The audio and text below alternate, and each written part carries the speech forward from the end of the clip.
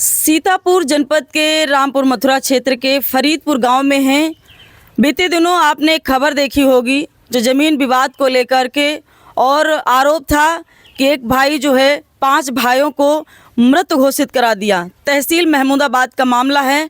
आज हम उन्हीं में जिन पे आरोप लगा था, जितेंद्र यादव और मुलायम के नाम से जाने जाते हैं।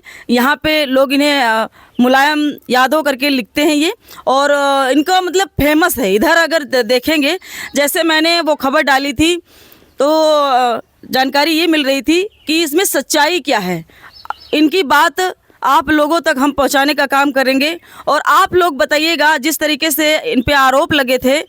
आज हम इनके घर पहुंचे हैं, और यहाँ पे इनका परिवार काफ़ी लंबा है, और इनके जो बेटे हैं यहाँ पे रहते हैं। लगभग बता रहे हैं कि 40 सालों से यहाँ हम रह रहे हैं। इनका काफ़ी लंबा परिवार हो गया है। ये गांव के लोग हैं, अगल बगल के लोग हैं जो आए हैं यहाँ पे। पहले बताइए कि जो आपके भाई हैं जिन्होंने आरोप लगाया है, आखिर पूरी सच्चाई क्या थी? और जो 18 बीघा ज़मीन वाली जो बात कही है कि आपने ज़मीन वो हड़प ली है, और इनके जो आपके जो 5 भाई हैं उनको आपने मृत घोषित करा दिया है, आखिर सच्चाई क्या है? सच्चाई इसमें यह है कि हम जब प्रदीप प्रधान से पूछे कि बताओ भैया कैसे काम चलेगा, तो सब ये बोले कि ठीक है आएंगे। हमको 4 पहिए में बैठा के प्रदीप प्रधान राजेंद्र ले गए रामपुर मथुरा, और मृत्यु प्रमाण पत्र अपने नाव से बनाए। रीता वर्मा बनाई है, रीता वर्मा का मोहर लग है, उनका साइन भी है। और पंचायत मित्र राजेश मतलब वह नकल बनाया, परिवार नकल हमारा नाम महमूदाबाद में जाके हम चढ़वाए, और यहाँ दिखाए कि यहाँ कोई नहीं है, सिर्फ एक जितेंद्र यादव मुलायम सिंह रहते हैं, और बकिया कोई नहीं है। गांव समाज में सबसे पूछा गवा, लेखपालिन ने पूछी गांव समाज में और कोई भाई है, तो कोई भाई नहीं को घोषित भवा। जब कोई नहीं भवा तो नाव मेरे नावे ज़मीन आई। 1-2 महीने के बाद मैंने दान पत्र अपने बहुरियन के नाव से लिख दिया। एक का आशा देवी नाव है, सुषमा देवी, रंजना यादव, मैंने दान पत्र लिख दिया। उसके बाद यही प्रदीप प्रधान दोबारा हमसे पैसा मांगा कि नाव चढ़ाने के लिए। मैंने 50,000 रुपया नगद प्रदीप प्रधान को दिया, और प्रदीप प्रधान से पूछा गवा कि तुमने लेखपालिन को पैसा दिया? तो लेखपालिन से मैंने पूछा पैसा तुम पायो बिटिया? नहीं पैसा दादा मैंने नहीं पाया, प्रदीप प्रधान हमको नहीं दिए। कितने रुपया दिया था? 50,000 रुपया दिया था, एक मुट्ठी। काहे के लिए पैसा दिया था? नाव चढ़ाने के लिए, कि हमारा नाव प्रदीप प्रधान चढ़ावे। नाव हमारा चढ़ा, मैंने बहुरियन के दान पत्र लिख दिए। अच्छा, ये जो 18 बीघा ज़मीन है वो आपको कैसे मिली थी? हमको मिली थी, मतलब जो हमारे पिताजी यहाँ आए थे तो पिताजी मतलब कह देते थे कि चलो तुमका हम लिख देते हैं। मैंने सच्चाई से प्रदीप प्रधान या सजी काम 420 कई के कराए, मेरे नाव वही कराए, वही दान पत्र कराए। आज जब हम यहाँ से घर का पहुँचे देवरिया जिला, तो प्रदीप प्रधान ने इसमें 420 कई के, और SDM प्रदीप प्रधान जो यहाँ फरीदपुर के प्रधान हैं, उनका क्या रोल रहता है आपके मामले में? क्योंकि आपका भाई जो है, आपने अपने भाइयों को, आप पे आरोप लगाया था कि आप अपने भाइयों को मृत घोषित करा दिए हैं। जांच पड़ताल में यहाँ पे अधिकारी आए थे कि नहीं आए थे? कोई अधिकारी नहीं आया था, नहीं कोई अधिकारी जांच किया, नहीं कोई मृत्यु प्रमाण पत्र बनाया, ना इसमें एक फर्जी इसका वकील है दिनेश बाबू नाव है, वही सब बनाया था, वही सब किया। खास बहन वही है, और उसको गाड़ी लेखपाल के गाली दिया है, उसको वीडियो भी है। यह बात नहीं है, ये हर अधिकारी को गाली देता है। दीक्षित एक था गाजीपुर का रहने वाला ऋक्षिक, और सेक्रेटरी था, उसको यही घोटाला कराया, उसका मृत्यु प्रमाण पर यही मृत्यु कराया। उसने अपने परिवार को तो ताक के ट्रेन के नीचे जाके लेट पड़ा, इसी के कारण, प्रदीप के कारण। 420 आदमी है, हमसे 10। जो आपका भाई हैं ब्रिजोर जिसका नाम है, जिन्होंने आरोप लगाया है, आखिर वो मतलब देवरिया में रहते हैं, और आप लोग यहाँ कब से रहते हैं? हम रहते हैं एजा, मान के चलिए कि हम रहते हैं 50 साल से ऊपर हो चुका है। 50 साल से 1 साल कम नहीं, चकबंदी के बाद से मैंने आया, और चकबंदी हमारे सामने भाई। मैंने यहाँ पे आपके पिताजी ने जमीन खरीदी थी? हाँ, यहाँ पिताजी हमारे ज़मीन खरीदी थी। कितने की ज़मीन खरीदी थी? 8 बीघा। बकिया ज़मीन पिताजी हमारे नहीं खरीदे हैं। आपके भाई बताते हैं काफी दबंग हैं, जब आते हैं तो मारने दौड़ते हैं, क्या सही है ये? इसमें जो है पूरे गांव समाज में, महमूदाबाद तहसील में पूछ लीजिए कि जितेंद्र यादव, मुलायम सिंह यादव कैसा आदमी है। नगेंद्र वर्मा से पूछिए, मोहन नेता से पूछिए, वाजपेयी से पूछिए, संतोषी शुक्ला से पूछिए, आशा मौर्य से पूछिए, अंबार रेजवी से पूछिए कि जितेंद्र यादव कैसा आदमी है। काफी हर गांव पहुंचे हुए समाज में। व्यक्ति लगते हैं, बाकी नेताओं के बड़ा अच्छे से नाम जानते हैं। और जमीन का इनके भाई से ही विवाद है। यहाँ पे 18 बीघा जो जमीन है इनके पिता ने यहाँ पर खरीदी थी। फिर उसके बाद जो वरासत आई थी, तो वरासत में जो आपके भाई थे उनका नाम कैसे छूट गया? जैसे आपके भाई ने आरोप लगाया है कि हमें मृत घोषित करा दिया था, क्या ये सही है आप पे जो आरोप लगा? नहीं नहीं, ये आरोप ये जो लगाए है मृत्यु मैंने नहीं कहा था। मैंने नहीं, हम इकल्ले थे, प्रदीप प्रधान इकल्ले बना के उसने सब वही काम किया था। मैंने 10 साल पहले उसको रुपया दिया था 3.5 लाख। मैंने 3.5 लाख दिया था। मैंने डीएम के पास एक दरखास्त दिया। मैंने दरखास्त दिया वहाँ एसपी साहब के यहाँ आया। संजय दरोगा ने मतलब जो है एक मतलब हमका बुलाया कि गौशाले का मैटर है। उसने एक मतलब हमारा वीडियो बना के और एक मतलब यह सुलह करा दिए। मैंने संजय सिंह के पास गए कि साहब आपने क्या किया, तो बोले कि यही संजय सिंह, मुलायम सिंह घबराओ मत, तुम्हारा 1.5 लाख रुपया बाकी है, मैं दिलवा दूंगा। मैंने दोबारा शब्द नहीं उठाया। हाँ, इनके बेटे हैं, क्या नाम है आपका? हमारा थोड़ा नाम सा आगे बढ़ाइए। ओम प्रकाश। बबलू यादव उर्फ ओम प्रकाश यादव नाम है हमारा। बताइए हमारा क्या है पूरा मामला? मामला यह है कि हमारा पारिवारिक मैटर है। हमारा जिला देवरिया में हमारे पिताजी की संपत्ति है वहाँ, और मेरा जन्मभूमि देवरिया जिला में हुआ था। तो हमारा कहना यह है कि हमारे चचा जो है हमारी ज़मीन हमारे पिता से बिना बताए हुए आश्वासन देते हुए 15 साल पहले लिखा लिए। जब हमको ये बात मालूम पड़ी हमारे पिताजी को, तो मान लो किसी की भी जन्मभूमि हो और वहाँ ज़मीन चली जाए और वहाँ ज़मीन हमारी लगभग करोड़ों रुपए की है, तो किसी को भी दिक्कत होगा। मतलब देवरिया में जो है जमीन है और भी रोड पे हाईवे पे है, जो इन्होंने लोगों 5 चाचाओं ने मिलके लिखा लिया और हमारे पिताजी को आश्वासन देते रहे। सर किराए मकान है, सर ठीक, किराए। और हम लोग जो है ये नहीं सोचे, हम लोग ये सोचते रहे कि भाई भाई का मामला है, भाई भाई लोग निपटेंगे। तो ना मैंने चर्चा किया जमीन के बारे में, ना मेरी माताजी की। हम सोचे भाई भाई का मामला है, भाई भाई लोग साफ करें। फिर वहाँ हमने जब मेरे पिताजी गए तो मैं उनको यहाँ बुला लिया। फिर प्रदीप प्रधान ने ये सारा हमारा काम यहाँ पे करवाया। जो ये यहाँ का ज़मीन का जो लफड़ा था वो प्रदीप प्रधान ने सब करवाया, हर चीज़ करवाया।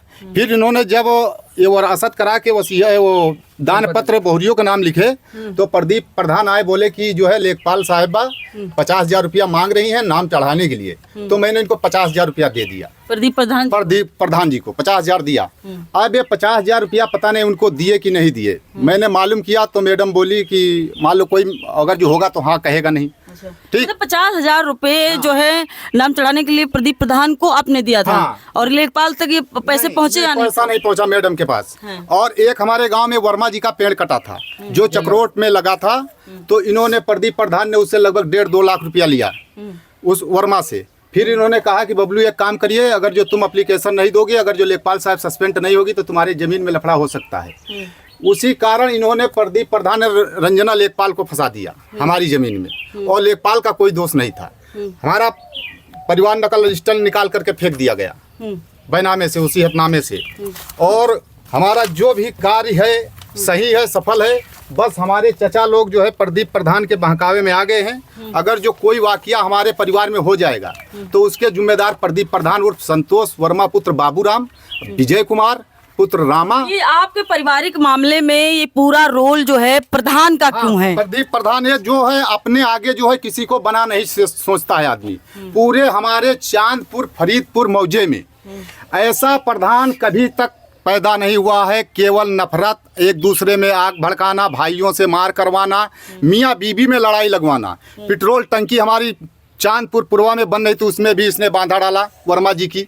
उसमें बहुत दिन तक लफड़ा हुआ। अभी विधायक जी ने उसका उद्घाटन किया था।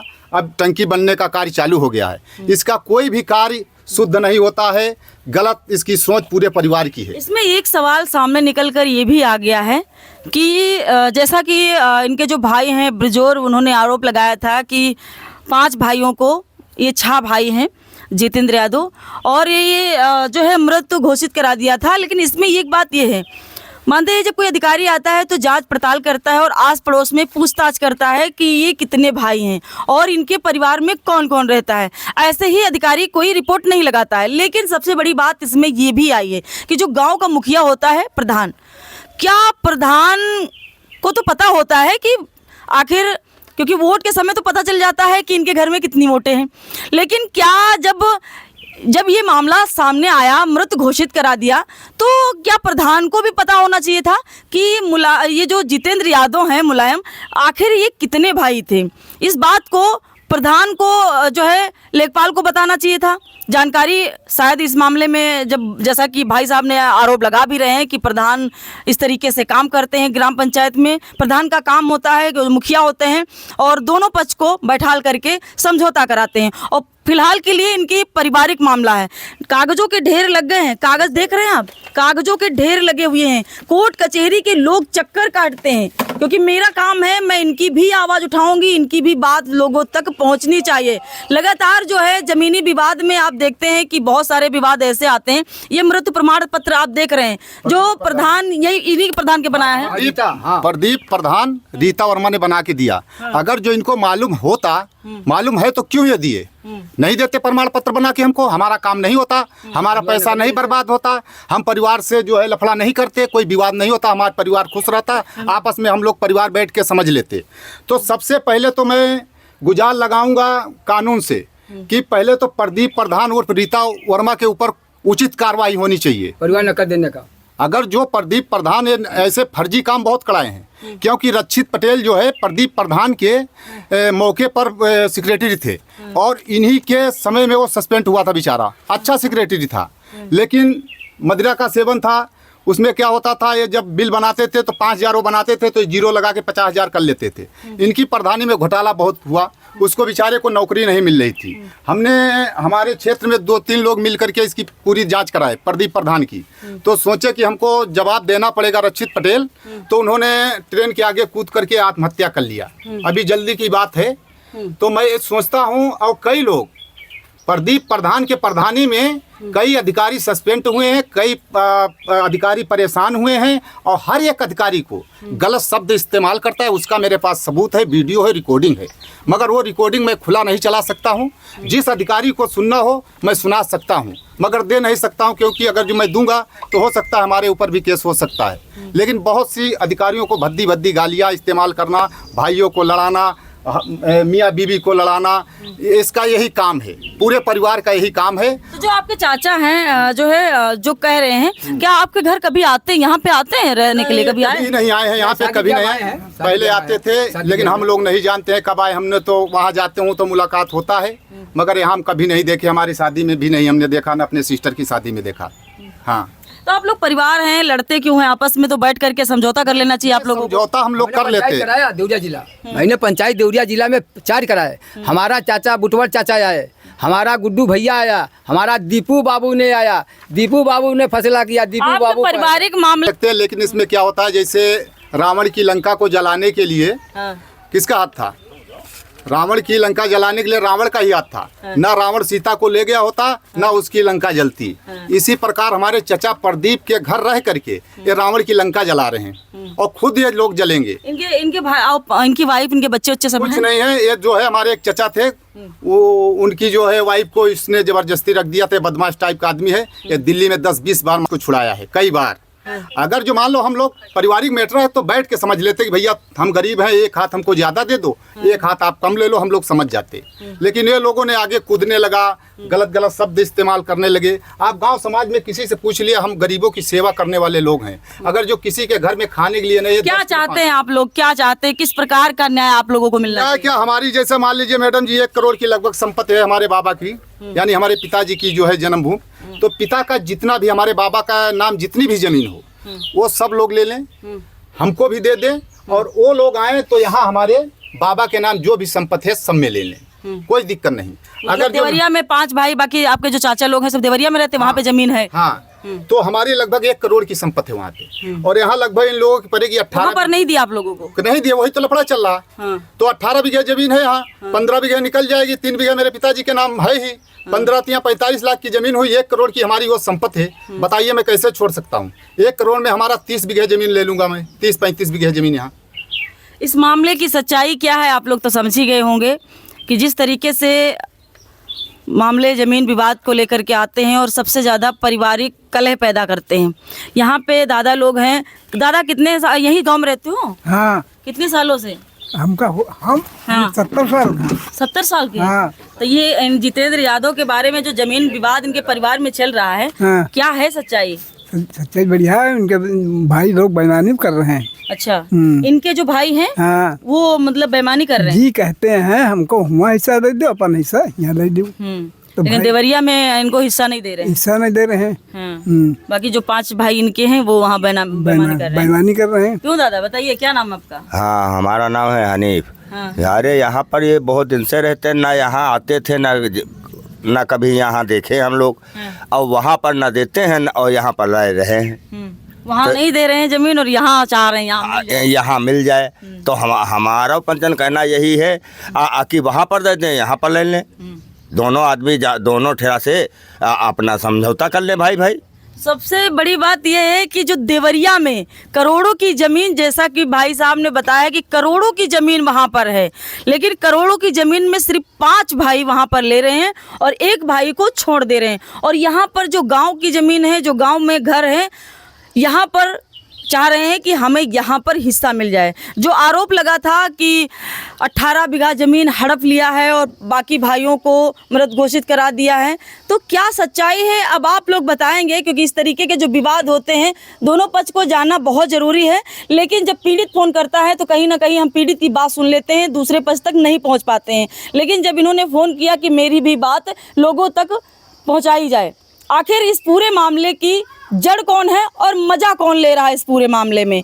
लास्ट सवाल है कि क्या कुछ योगी जी से कहेंगे और क्या कुछ जनता से, अधिकारियों तक कहेंगे कि जो कि जनता जो देख रही है वो भी कहीं ना कहीं जो है, जो हम लोग खबर चलाते हैं वो भी अपनी प्रतिक्रिया देते हैं। क्या कुछ कहेंगे? मैं भाजपा का कार्यकर्ता हूं और योगी सरकार बहुत अच्छी सरकार है और इस हमारे ज़मीनी विवाद के मामले में सबसे बड़ा हाथ प्रदीप प्रधान का है।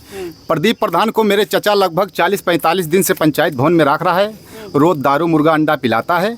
और ये जब ज़मीन का विवाद ख़त्म अगर जो हो भी जाएगा तो ये ज़मीन लेना चाहता है इन लोगों से, मतलब सस्ते में ले करके इन लोगों को रोड बेच बस पे बिठाएगा और ये लोग देवरिया चले जाएंगे। फिर बाद में रोएंगे कि अगर जो भाई का बात मान लिया होता तो हमारा इतना नुकसान नहीं होता। क्योंकि ऐसा कार्य प्रदीप प्रधान ने बहुत किया है कि ज़मीन लेके किसी को 1 लाख दिया है, किसी को 50,000 दे के बैनामा करा लिया। जब भी आता है कहूँ 10 रुपया देता है, कभी 20 रुपया देता है। और हकीकत हमारी पूरी चांदपुर कस्बा जानता है, रामपुर मथुरा ब्लॉक के अधिकारी भी जानते हैं, महमूदाबाद तहसील में सारे अधिकारी जानते हैं। जिले स्तर पे सबसे बेकार प्रधान और सबसे डकैत लुटेरा प्रधान है तो प्रदीप प्रधान है। सबसे झगड़े की जड़ प्रदीप प्रधान है। मेरा सरकार से रिक्वेस्ट है, मैं कई बार जांचें गौशाला में कराया हूं, बहुत से घोटाले किया है, इस पे उच्च जांच होती नहीं है। अधिकारी लोग आते हैं, पैसा लेके चले जाते हैं। प्रदीप प्रधान के ऊपर उचित कार्रवाई होनी चाहिए। मैं योगी सरकार से निवेदन करता हूं। मैं भाजपा का कार्यकर्ता हूं और योगी सरकार बहुत अच्छी सरकार है। हम लोग योगी सरकार के प्रति हैं और उनके साथ में सदा जुड़े रहेंगे। कभी भी योगी जी को हम लोग गलत इस्तेमाल नहीं करते हैं। योगी जी जैसा सरकार भारत में कभी नहीं आई। दूसरे पक्ष के बात को सुनिए और इस पूरे मामले की मुख्य जड़ कौन है और कौन खेल कर रहा है और कैसे हैं यहाँ के प्रधान, उनके बारे में भी जानिए।